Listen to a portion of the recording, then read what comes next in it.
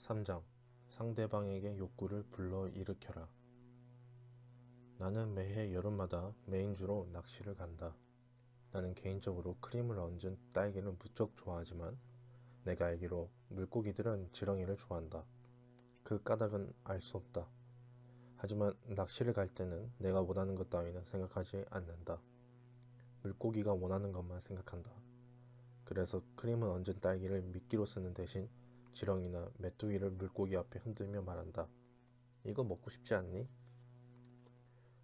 사람을 낚을 때도 똑같은 방상식을 이용해야 하지 않겠는가?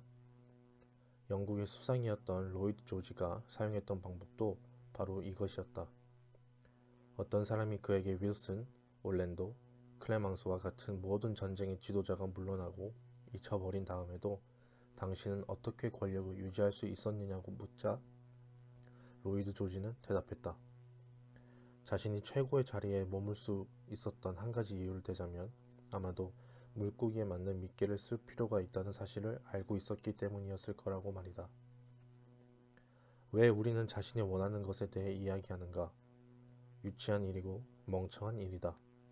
사람들은 자신이 원하는 것에 관심이 많다. 영원히 관심이 많다. 하지만 다른 사람 그 누구도 당신이 원하는 일에는 관심을 두지 않는다. 당신을 제외한 모든 사람들은 당신과 같다. 우리 모두는 우리가 원하는 일에만 관심이 있다. 따라서 세상에서 유일하게 다른 사람에게 영향을 미칠 수 있는 방법은 다른 사람이 원하는 것에 대해 이야기하고 어떻게 하면 그것을 얻을 수 있는지 보여주는 방법뿐이다. 다음에 어떤 사람에게 어떤 일을 하도록 만들고 싶을 때 이를 반드시 기억하라. 예를 들어 아들이 담배를 끊기를 바란다면 아들에게 설교를 늘어놓으며 당신이 원하는 바를 말하지 마라. 그 대신 담배를 피우면 아이가 원하는 야구팀에 들어갈 수 없다거나 100m 경주에서 이길 수 없다는 사실을 제시해야 한다. 아이는 물론 송아지나 침팬지를 다룰 때에도 기억하면 좋은 내용이다. 예를 들어보자. 하루는 랠프 월도 에머슨과 그의 아들이 송아지를 축사에 집어넣으려고 낑낑대고 있었다. 하지만 이들은 자신이 원하는 것만 생각하는 흔한 실수를 저질렀다. 에머슨은 뒤에서 밀고 아들은 앞에서 끌어당기고만 있었다. 한편 송아지 역시 자신이 원하는 대로 행동하고 있었다. 송아지는 완강히 네 발로 버티며 목초지를 떠나지 않으려 했다. 한 아일랜드 출신 하녀가 부자가 마주한 어려운 상황을 목격했다. 그녀는 물론 에머스처럼 에세이나 책을 쓸 정도로 학식이 있는 사람은 아니었다. 하지만 최소한 이 경우에서만큼은 에머슨보다 훨씬 더 나은 상식을 가지고 있었다. 인간의 상식이 아닌 송아지의 상식이라고 할 수도 있겠다. 그녀는 송아지가 무엇을 원할지 생각해 보았다. 그래서 그녀는 송아지 입에 손가락을 집어넣고 송아지가 그 손가락을 빠는 동안 어렵지 않게 축사로 송아지를 끌고 갈 수 있었다. 당신이 태어난 후로 행한 모든 행동은 당신이 무언가를 원했기 때문에 한 것이다. 적십자에 $100를 기부했을 때를 생각해보자. 그렇다. 이 행동도 예외가 아니다. 당신이 적십자에 $100를 기부한 이유는 당신이 도움을 주고 싶었기 때문이다. 아름답고 이타적이고 신성한 행동을 하길 원했기 때문이다. 너희가 여긴 내 형제 중에 지극히 작은 자 하나에게 한 것이 곧 내게 한 것이라. 마태복음. 만약 이러한 느낌을 갖기보다 $100를 더 간절히 원했다면 기부 따위는 하지 않았을 것이다.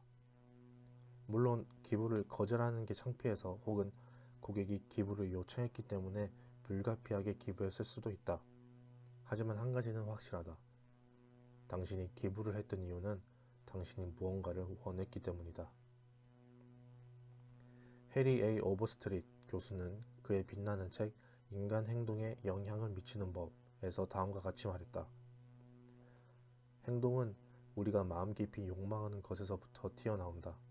직장이든 집이든 학교든 정치든 간에 다른 사람들을 설득하고 싶은 사람들에게 줄 수 있는 최선의 조언은 다음과 같다.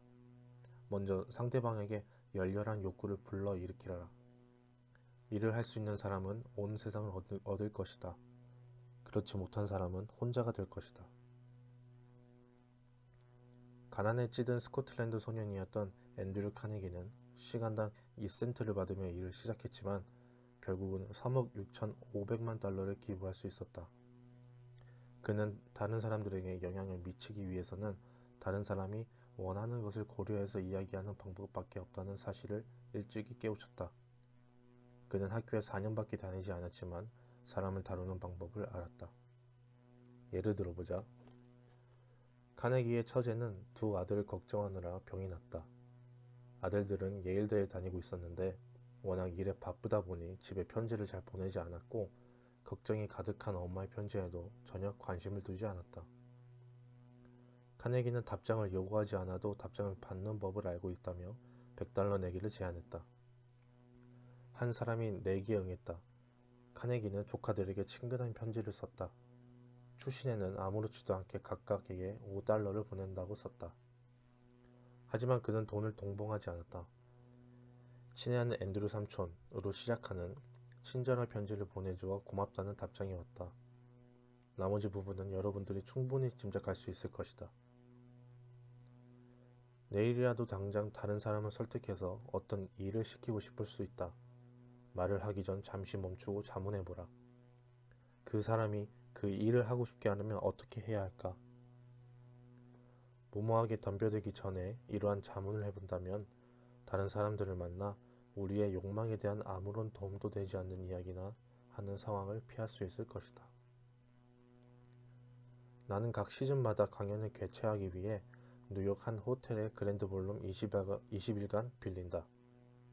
그런데 한 시즌이 막 시작할 무렵 느닷없이 이전 사용료보다 거의 3배에 달하는 돈을 내라는 통보를 받은 적이 있다. 이미 티켓들은 인쇄 후 배포되었고 모든 공지가 끝난 상황이었다. 나로서는 당연히 이 인상분을 내고 싶지 않았다. 하지만 내가 원하는 바를 호텔에 이야기해 봐야 무슨 소용이 있겠는가. 사람들은 자신이 원하는 것에만 관심이 있기 마련이다. 그래서 며칠 후 나는 지배인을 만나러 갔다. 편지를 받았을 때 조금 놀랐습니다. 나는 말했다. 하지만 그 일로 당신을 탓하고 싶지는 않습니다. 제가 당신 입장이더라도 비슷한 편지를 썼을 테니까요. 호텔 지배인이라는 게 가능한 한 많은 수입을 올리려 노력하는 거죠. 그렇지 못하면 해고를 당할 테고 또 그래야 마땅하죠. 자, 꼭 사용료를 올리셔야만 하겠다면 종이 한 장을 꺼내 지배인님께 어떤 이익과 손해가 생겨날지 적어보기로 합시다. 그리고 나는 편지지를 한 장 꺼내어 한가운데 선을 긋고 한쪽에는 장점, 다른 쪽에는 단점이라고 적었다. 장점 란에는 다음과 같이 썼다. 볼룸에 여유가 생긴다. 그리고 이어 말했다.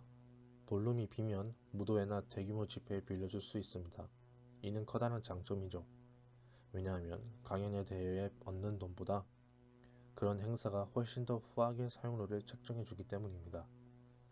한 시즌이 끝나는 20일 동안 저에게 볼룸을 묶어놓으면 다른 방식으로 임대할 때보다 수익 면에서 손실이 발생할 것이 확실합니다. 자, 이제 단점들은 살펴봅시다. 우선 제게서 받을 수 있는 수익이 늘어나는 게 아니라 오히려 줄어들게 될 것입니다. 사실은 전혀 받을 수 없게 될 것입니다. 저는 지배인님이 요구하는 이용료를 지불할 수 없기 때문입니다.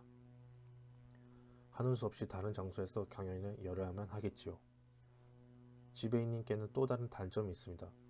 이 강연으로 인해 교육 수준이 높고 교양이 있는 많은 사람들이 이 호텔을 찾습니다. 이는 지배인님께 훌륭한 광고 기회가 아닙니까? 그렇지 않은가요? 사실 지배인님이 신문에 $5,000를 주고 광고를 싣더라도 이번 강연 때문에 이 호텔에 오는 만큼의 사람들이 찾아오리라는 보장은 없습니다. 이는 호텔에 상당히 중요한 문제입니다. 그렇지 않은가요? 이야기를 하면서 나는 이 두 가지 단점들을 단점 항목 아래에 적었다. 그리고 이 종이를 지배인에게 건네며 말했다. 지배인님께서 장점과 단점을 잘 검토해 보시고 최종 결정을 알려주십시오. 다음날 편지를 받았다. 편지에는 사용료를 300%가 아니라 50%더 받겠다는 내용이 적혀 있었다. 명심하라. 나는 내가 원하는 바를 한마디도 않고 애놀이를 받았다. 나는 줄곧 상대방이 원하는 바에 대해 그리고 그가 어떻게 그것을 얻을 수